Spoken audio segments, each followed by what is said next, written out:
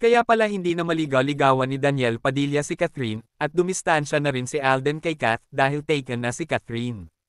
Alamin natin yan sabay-sabay ng buong katotohanan, tapusin ang video na ito at huwag mag-skip para wala kayong ma-miss na impormasyon at syempre huwag kalimutan na mag-subscribe para lagi kayong updated sa mga trending.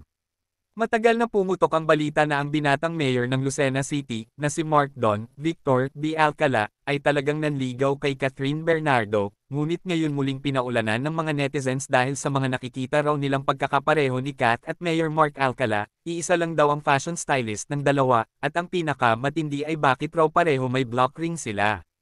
Naiuugnay rin ng mga netizens ang mga naging pahayag ng mother ni Kath dahil ayon dito, tungkol sa mga lumabas na balita patungkol sa Katden at Kathniel, ay wag raw paniwalaan dahil pala si Kath ay taken na, bago pa man pinagfaistahan ng mga netizens, si Mayor Mark Alcala at Catherine, ay inamin rin ito ni Augie Diaz sa kanyang vlog. Ayon kay Augie kung single pa rin daw si Catherine, pwede pa rin daw magkaroon ng chance kung liligawan ulit siya ni Daniel, kaso nga lang meron na nagmamay-ari ng puso ni Kath. At nagbigay naman ito ng mga clue kung sino ito, sabi ni Augie ay una non-showbiz daw ito. Ang nagmamay-ari ng puso ni Catherine ay walang iba kundi si non-showbiz. Pangalawa na interview niya na raw yun one-on-one, at batang politician daw, at lahat ng clue ni Augie Diaz ay tumutugma lahat kay Mayor Mark Alcala, dahil kung matatandaan niyo sa mga nagdaang interview ni Augie, sa mga politician ay wala namang natatandaang, may bata-bata pa, kundi si Mayor Alcala lang. Para din sa inyong kaalaman, may interview din noon si Ashley Ortega sa Fast Talk with Boy Abunda, na dating nobya din ng mayor.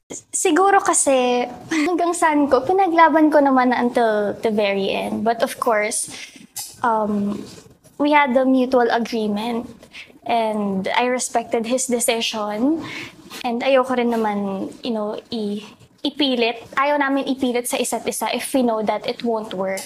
Kasi if we know na it won't work, bakit pa ipagdalaban? Kaya kumalat din ngayon sa social media, ang larawan ni Ashley Ortega at Catherine at nilalagyan memes na ipinagpalit versus ipinalit, kayo.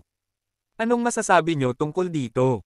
Magkomento lamang sa comment section at huwag kakalimutan na mag-subscribe para sa mas malawak pa nating impormasyon. Maraming salamat sa panunood.